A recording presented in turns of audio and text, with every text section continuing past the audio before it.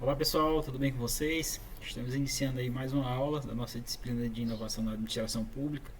Eu sou o professor Daniel Paiva, então a gente vai dar sequência aí à nossa disciplina de inovação na administração pública, tá? Pessoal, a nossa ementa a gente já apresentou na aula anterior, tá? Que a gente vai trabalhar essa disciplina. E nessa segunda semana de aulas, a gente vai iniciar com um fórum de discussão que vai abordar a questão da hélice quíntuplas, né?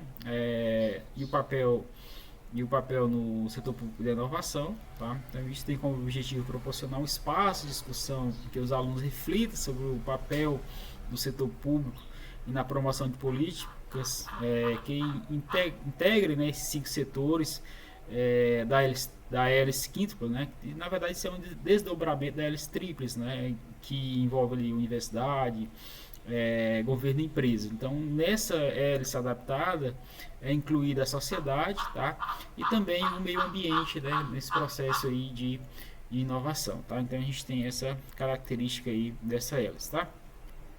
E inicialmente no capítulo 2 que a gente está iniciando, né, tem capítulo 2, tá?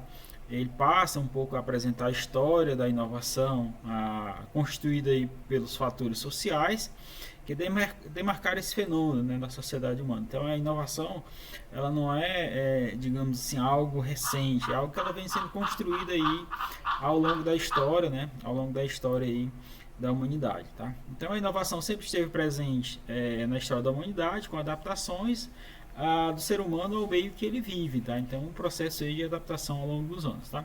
Então desde a criação de ferramentas até a sociedade da informação, tá?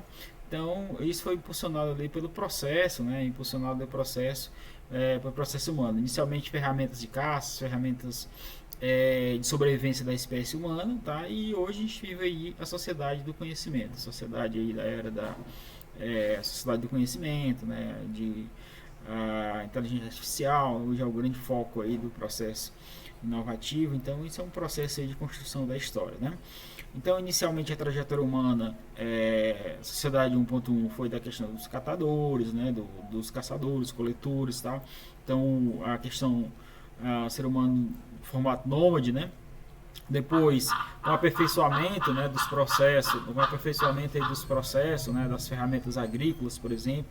Então a inovação também ajudou nesse processo, né, de criação de inovação de ferramentas agrícolas, né? Depois veio a questão da Revolução Industrial, ali no século XVIII. Então esse período da Revolução Industrial foi um marco muito imponente na questão da história da inovação, né? Então isso também a utilização de outras fontes de energias renováveis, né, como carvão mineral, posteriormente o petróleo. Então isso impulsionou a energia, né? A energia, na verdade, impulsionou fortemente aí o setor industrial, né?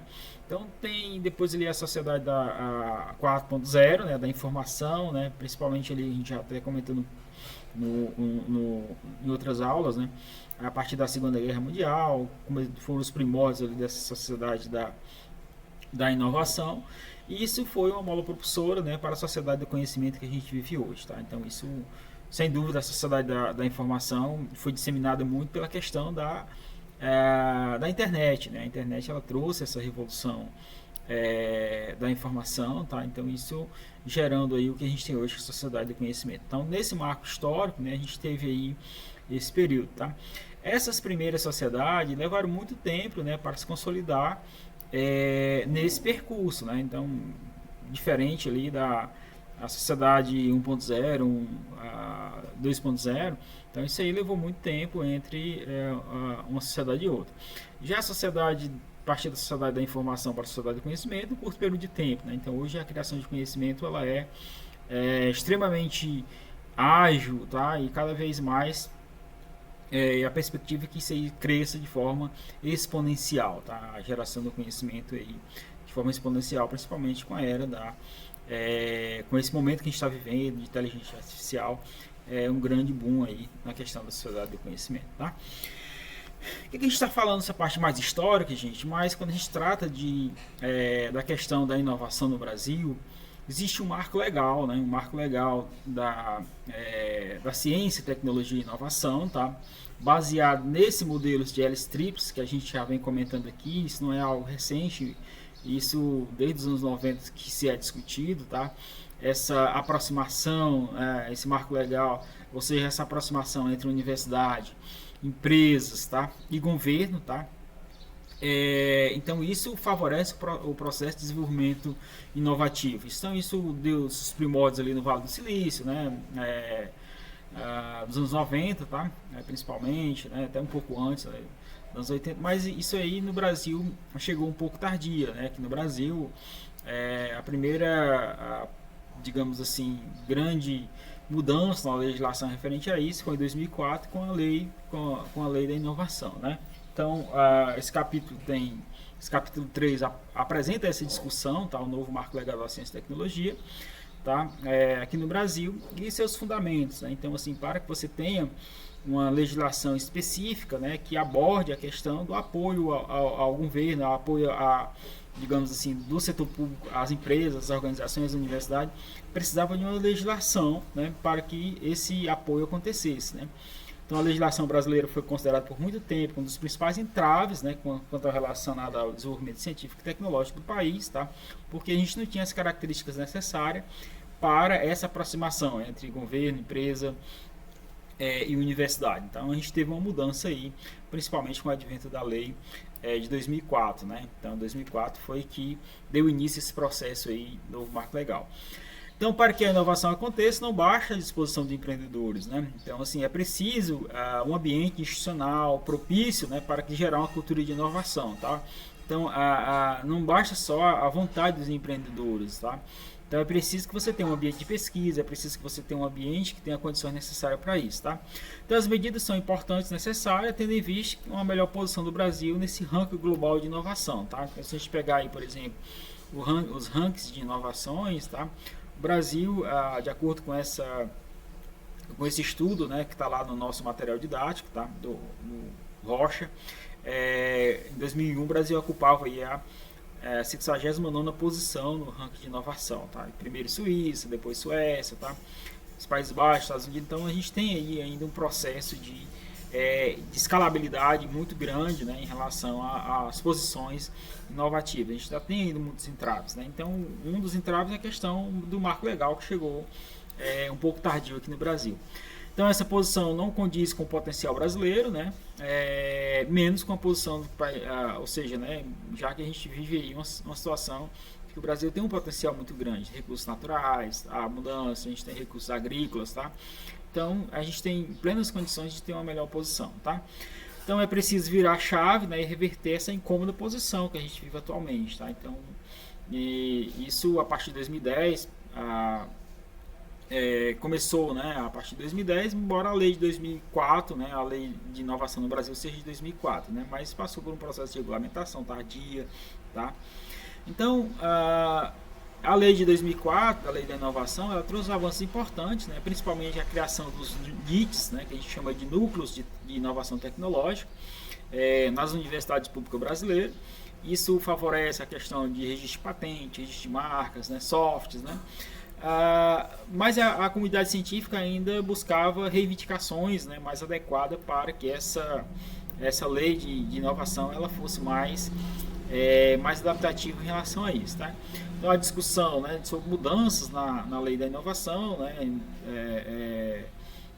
para que possa, né, para adequar as condições necessárias, tá? Então o objetivo da lei de 2004, né, foi a criação de um marco próprio, né? Então, promovendo flexibilidade em relação à cessão de imóvel, licenciamento tecnológico, né? Ou seja, essa lei permitiu que tivesse espaço dentro das universidades brasileiras para instalação de incubadores de empresas, parque tecnológico, tá? Então, a cessão de imóveis, né, para iniciativa privada, em parceria com os institutos de pesquisa, em parceria com as universidades e com as incubadoras de empresas, parque tecnológico. Então isso fosse possível, né, digamos assim, essa flexibilização, tá? Além de contratos, né, contratos de subvenção, ou seja, incentivo principalmente de recursos, de fomento à inovação, tá? A FINEP, né, é um dos principais catalisadores de recursos nessa área, né, para a questão da inovação. Além de compras públicas de materiais de inovação, com isenção de impostos, né, importações de produtos licenciados, né, com a carga tributária reduzida. Então isso foi marcado aí pela essa lei da inovação, tá? Então a criação de incubadores de empresas, né, e aceleradoras também proveniente aí desse processo, tá? A partir dessas bases legais, a definição jurídica do que seria essas instituições de ciência e tecnologias, né, os ICTs, Institutos de Incentivo à Ciência e Tecnologia, tá? Regulamentação e o apoio ao fomento, ou seja, bolsa para pesquisadores, bolsa para pesquisadores. Então foi também regulamentado isso, um incentivo, esse fomento da pesquisa, tá? E a definição também do pesquisador público, né? Então trouxe essa fundamentação também do professor pesquisador, tá? Que pode ter esse incentivo também. A criação dos nichos, que a gente já comentou aqui, dentro das universidades públicas brasileiras, a definição de criadores, entre outras questões aí que foi regulamentado pela essa nova lei. Tá? Então essa lei ela tinha como objetivo, né, a questão do ecossistema de inovação, né? O ecossistema de inovação é formado aí principalmente por universidade, empresa e governo, tá? Hoje um dos principais catalisadores, né, que também trabalha muito forte essa questão do ecossistema de inovação no Brasil, principalmente nas micro e pequenas empresas, é o SEBRAE, né? O SEBRAE hoje tem uma atuação importante para essa agenda, né, do ecossistema de inovação. Então, diversas regiões do país tem essa criação desses ecossistemas de inovação, né? Então, isso estimula a criação de um ambiente especializado, permite a participação de universidade pública em projetos de inovação, estimula a inovação do setor produtivo, né? Além de apoiar o incentivo ali, digamos assim, a fundo de investimentos do país, tá?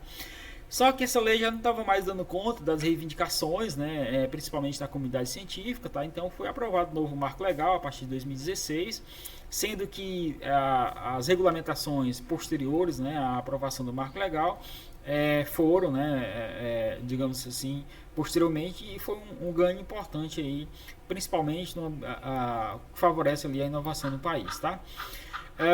Dentre essas motivações, né, dentre essas mudanças, a gente teve aí a ampliação do papel do NIT, né, dos NITs, né, a diminuição da burocracia para importação de produtos importados, questão de inovação, a formalização de bolsas, né, para atividade de pesquisa e inovação, e a participação do governo aí como acionário minoritário, né, a participação do governo como ação minoritária aí, aqueles projetos de inovação daquelas empresas que forem criadas, né, que a gente chama de empresas spin-off, né, que são criadas aí dentro das universidades, né. Além de simplificação de processo administrativo, licitação, né, o papel do setor pessoal e financeiro na instituição de pesquisa, né, então foi marcos importantes, tá. No contexto da lei, podemos destacar 3 metas, né, que são a simplificação dos processos da comunidade científica, né, do CTI, tá? Integração dos ICTs formando um ambiente de inovação e também a descentralização e execução de projetos de pesquisa, né, e seu funcionamento, tá?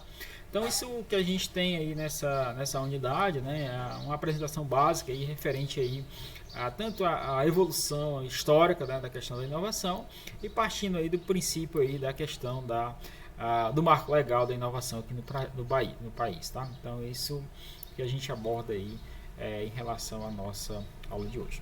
Muito obrigado.